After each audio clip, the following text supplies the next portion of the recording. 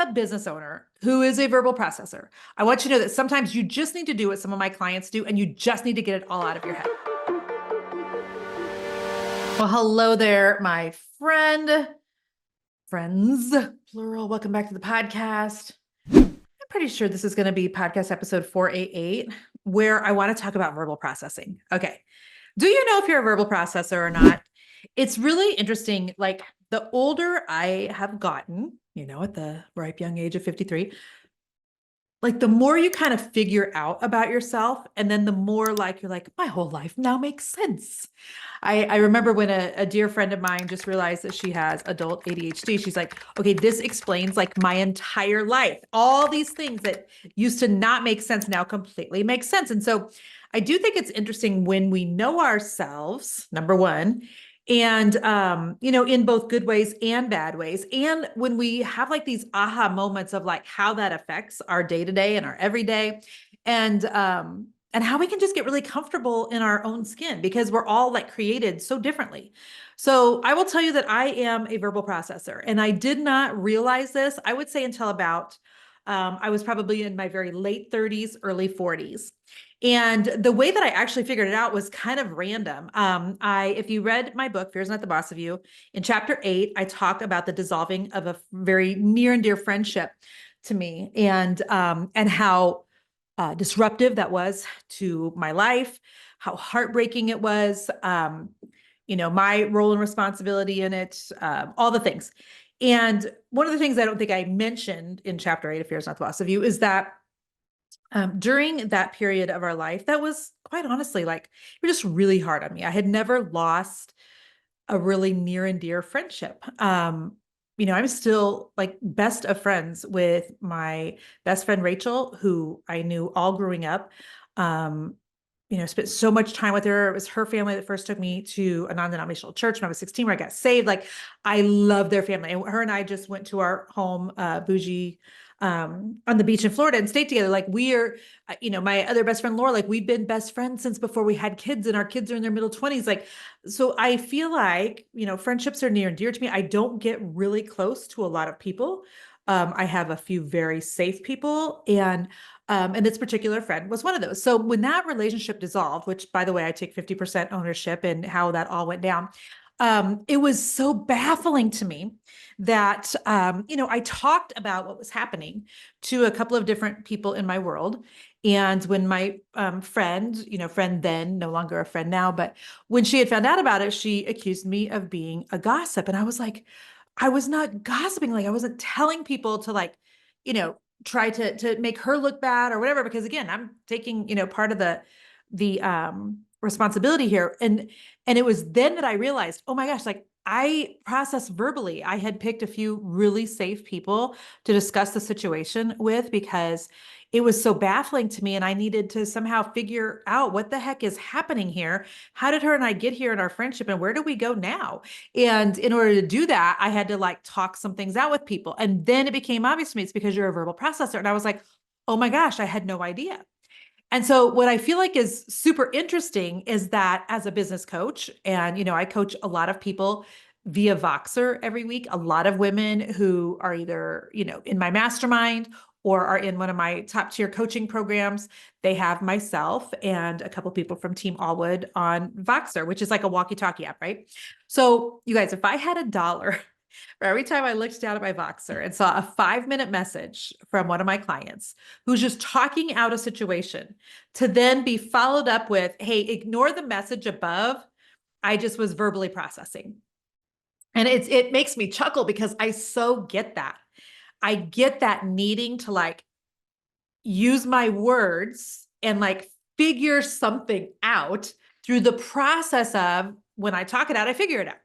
And so the other day, I decided I was going to do a podcast about this, because I have this coaching client, and she typed out this really long message about how she listened to this podcast. And again, this is one of my close, proximity coaching clients. But she was saying that she listened to this podcast, it hit really close to home, and she started talking about how her business, the kind of the ways she's getting stuck right now. And she started talking about how she's spiraling into different things. And it was like, 100 thoughts, kind of disjointed, but also like, I knew what was happening. I knew it was verbally processed. And she came back and said, okay, Like you didn't even, you can just completely ignore that above. And she just needed to kind of talk it out. And I totally get that. And so what I want to talk to you about today is how you can kind of figure out if you are a verbal processor. If you're not a verbal processor, I want to tell you kind of the other ways that you more than likely process thoughts and ideas and challenges, et cetera. And then I want to talk to you about like, if you're a verbal processor, how does this affect you in business? Because it can affect you, I think, in both very, very positive ways, but also in negative ways. Okay. So, verbal processor, which is me, I want to give you some signs. Because if you're like, Jen, I don't know, am I a verbal processor? Okay, let me give you just a few clues. All right. So here's a couple signs that you're a verbal processor. Number one, do you actually like think out loud? Which means like sometimes do you find yourself like talking through an idea or a problem, even maybe just talking to yourself? Because you find that as you speak out loud, it helps you to kind of organize your thoughts, clarify your thoughts, all of those things. I have to do this sometimes with Jason when I have too much like just jumbled up in my brain. I'll tell him like, hey, I just need to like verbally process some things. I don't need you to figure it out for me, but I do just need you to sit there and listen and nod your head in the appropriate places if you would, because I'll figure it out as I talk it out. And so I'm just thinking out loud. And so I'm curious if that resonates with you. Another sign that you could be a verbal processor, if you're someone who feels like you really need a lot of feedback, like mid-conversation, meaning like you just need to bounce ideas off someone and just have kind of that back and forth. You need their feedback, and then you tend to kind of come back and then they give you some thoughts, et cetera, et cetera. Having someone else to bounce your ideas off of will give you like lots of new perspectives. And I normally find that verbal processors, and maybe it's just me, but for the most part, if you're a verbal processor, you're also very open to the idea of not being like set on your own idea, your own, way of thinking about something. You're usually pretty open to shifting or changing or seeing something through a different lens. If you are someone who really struggles to problem solve, if you're like all alone, it's a very good sign that you could be a verbal processor, meaning it's hard for you to kind of come up with a conclusion. It's hard for you to feel confident in like thinking through something on your own. You may have just a lot of urges to talk through things with other people as not necessarily a way to get an answer, but to validate the answer that you've already kind of come to. Does that make sense? And then I think the biggest sign, of course, is the one that I talked about in the beginning, is that you tend to figure it out as you talk it out. That's, to me, that's what kind of like ding, ding, ding, ding, ding. That's what finally landed with me. I'm like, oh my gosh, I process verbally. Now, let me tell you some other ways of processing information and making decisions, because not everybody's a verbal processor. So some people are internal processors, which means that they don't talk things out. They like let things kind of, in their mind, they're like sifting through and sorting out, and they take time to like think through things on a very deep level. And they totally prefer to come up with like their own conclusions on things, their own ideas about what something's supposed to look like or how it's supposed to go down. And then they share it. So this is my husband.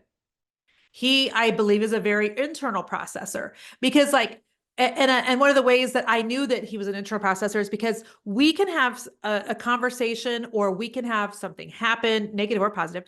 We can have, I don't know, anything. And then like days down the road, he's like, remember when you said, and I'm like, have you been thinking about this for days? And it's fascinating to me because since I'm a verbal processor, if the roles were reversed, I would have been like, okay, so, help me talk through like what just happened or what you just said. But in his case, he like thinks through it. Does that make sense? So he's an internal processor. Some people, I think, are written processors. They clarify their ideas. They clarify their thoughts by journaling, making pros and cons list, outlining their ideas, et cetera. I'm thinking of my friend Carrie, who she loves to journal, and it's a great way for her to get things out of her brain and into just another format. And so I think, and I've never even asked her about this, I think she's like a written processor. Another way people process information is through a visual way. So I think about my friend Rachel Miller, and I think about how she always uses like diagrams and charts and cute words and things and mind maps. And I think she is a visual processor. I think she has to see something, like visualize information in a way where she's able to see connections and patterns. And then that helps her to make sense of things. And even though I am very like visually stimulated, which is why I love decorating and houses and all those things, I'm not a visual processor. I don't like the idea of diagrams and charts makes me like just want to stab myself in the foot with a dull fork. So that is definitely not me. And then I do think that a lot of people also are like physical processors or activity processors, meaning, by the way, I don't know if those are the formal words. Uh, when they do physical things like walking, exercising, even household chores, that like movement helps them to be able to clarify their thoughts, reduce their stress, figure some things out, have some aha moments, etc. I do also think that you're not just one. I think you can be several of these things. And so I would say that Jason and I both also really process things through physical movement. When he's super stressed out, he wants to get on the Peloton. When I'm super stressed out, I want to go play pickleball, or I need to go to the gym, or I want to take the dogs on a walk. Also, my husband knows after now 27 years of marriage, we just celebrated our anniversary. So we've got 27 years. He knows that if he ever sees me doing any deep cleaning, that something is definitely on my mind. Like if you see me down on my hands and knees, wiping off baseboards, which never happens, like, oh, she's sideways about something. She's thinking through something. Or if I've got a vacuum out, which never happens either, it's because there's definitely something on my mind that I'm trying to work through. And so those are the other ways people kind of process information. Okay.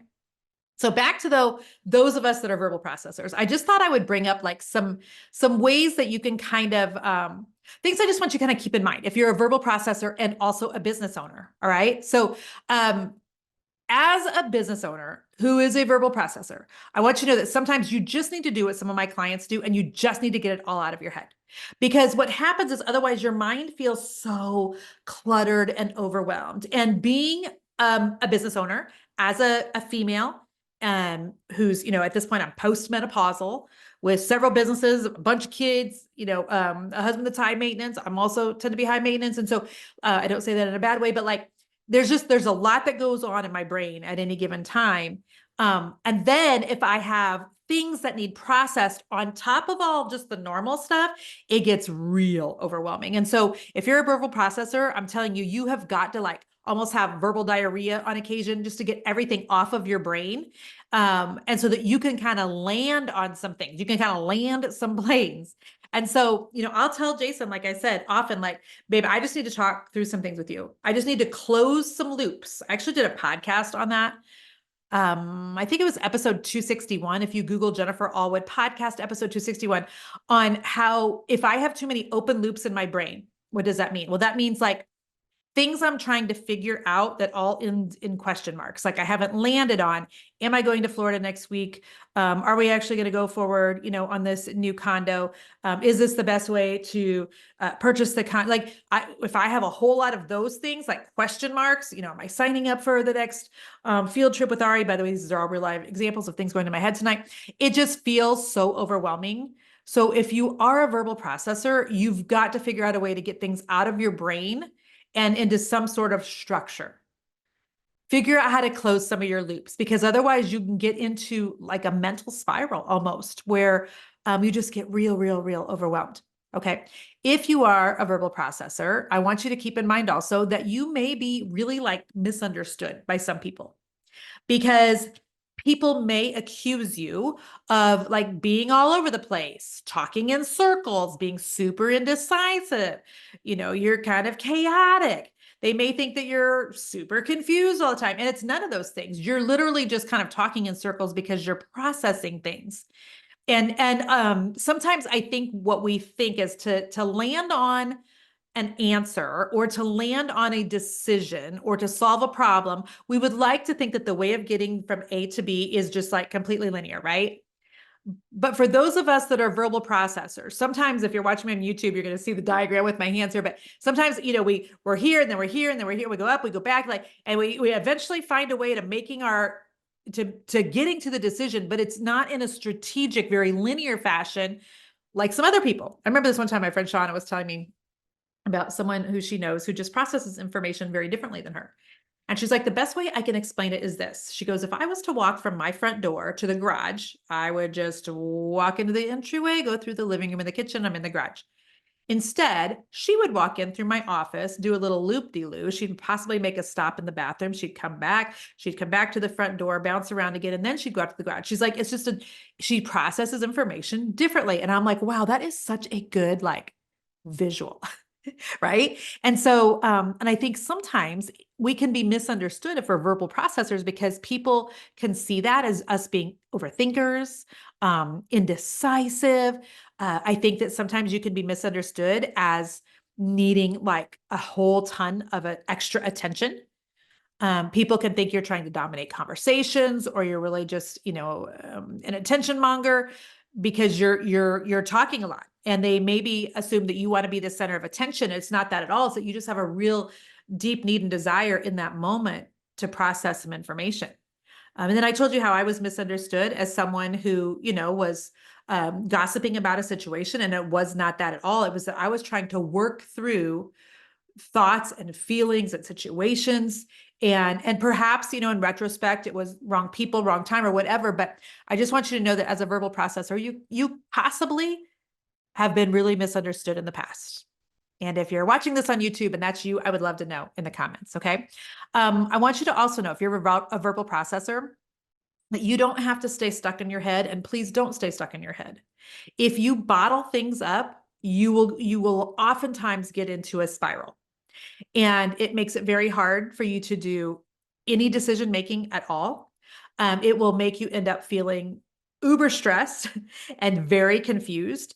And so just know if you can process information out of your mouth with anybody and in any sort of a messy fashion, it doesn't have to be like you're sitting down and you invite somebody for coffee and you have a 1, 2, 3 plan of how you're going to talk through things. Like it can be so messy, but just that verbal dumping often it's going to help you see things from different perspectives.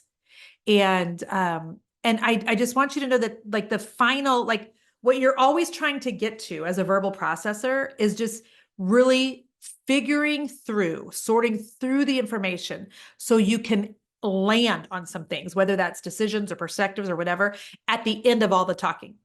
And by the way, the talking doesn't have to be you speaking and then someone speaking back. Often, like I said, when I'm verbal processing with Jason in particular, I'm just like, please don't even say anything. Just let me get this out. And then I'm like, thank you so much for having this conversation. He's like, I just sat here and listened. And I'm like, but you have no idea how helpful it was because I figured out some things. Does that make sense? So a couple of connections between verbal processing and business owning that I think are really, really interesting that I just wanted to bring up here as I'm kind of closing out as well, is that if you are a business owner who is also a verbal processor, you are probably kick butt at brainstorming sessions. You probably love to do things like have brainstorming times with your clients or your team or whatever. You're really good at figuring out other ideas and figuring out better ways of doing things and just talking through things out loud.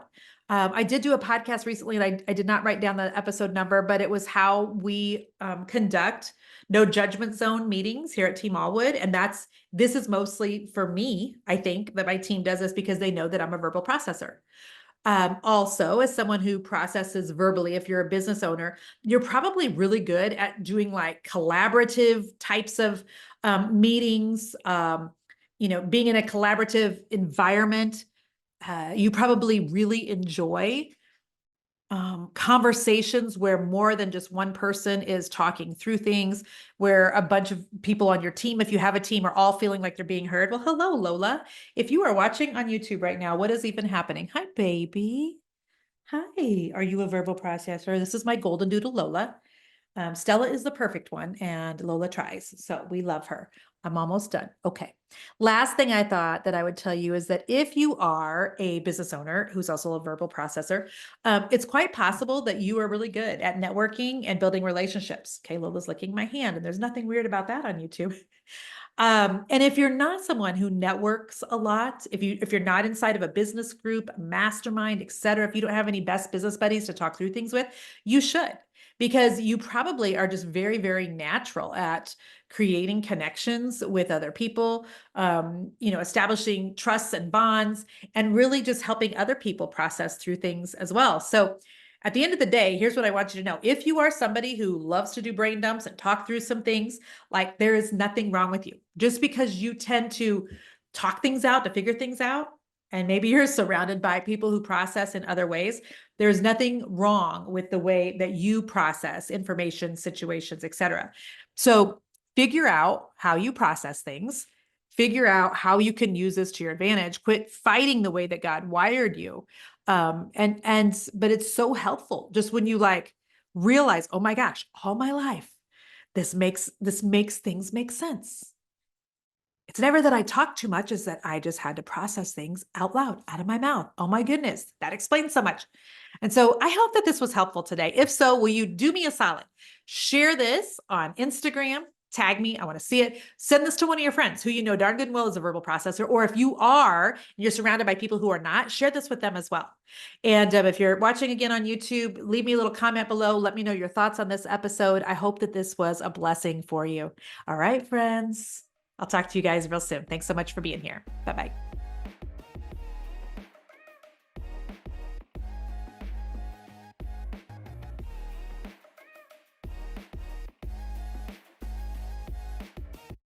Easton! Easton! Okay, so now you're 21. Do you feel different? Does it feel any different? Are you feeling older? So weird. How are you 21? I don't even understand that.